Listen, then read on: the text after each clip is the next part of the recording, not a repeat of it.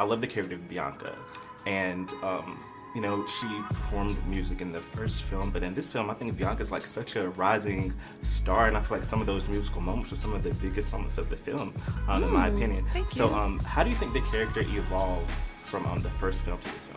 Oh, I mean, wildly. Some time has passed both for Bianca and for myself. And one thing that we talked about is, you know, in her evolution and the ways in which she's matured, that we wanted her music to also reflect that.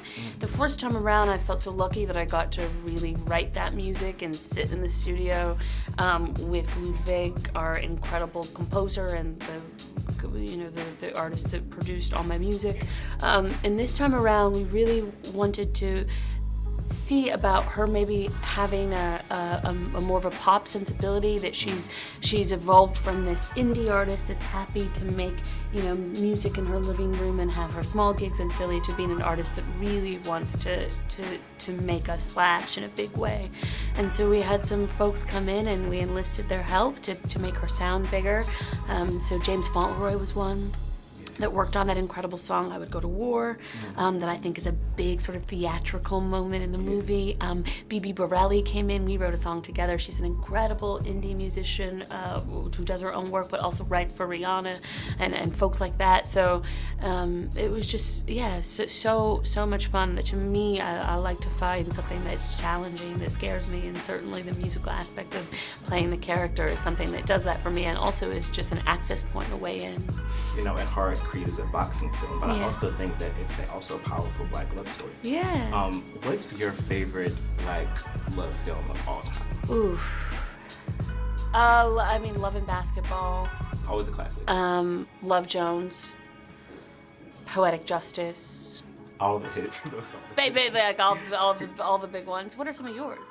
Am I missing I some? like Love Jones. Yeah. Also, you know, I think this is cliche, but Love and Basketball. Like, you always think about. I know. the movie. I know. That movie is iconic. So, but I want people to, when they think about like iconic Black couples, definitely Creed. Put us in there. Yeah, put our names in the bucket. We want to be there. I mean, that was something that was really important to us, that it felt, because the beauty, I think, of these films, certainly the first Rocky, that's a love story just set in the world of boxing. And so in a similar way, I feel like the first Creed is that. And we also wanted to tell a story about, you know, millennial love as well, and have love that feels specific, that feels universal, that everyone can relate to, but also feels uniquely Black.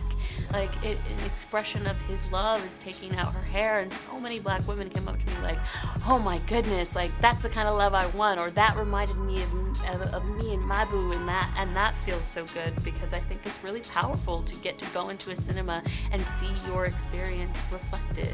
It really is a lack when you can't experience that, you know. So culturally, I think it's really important and really rich.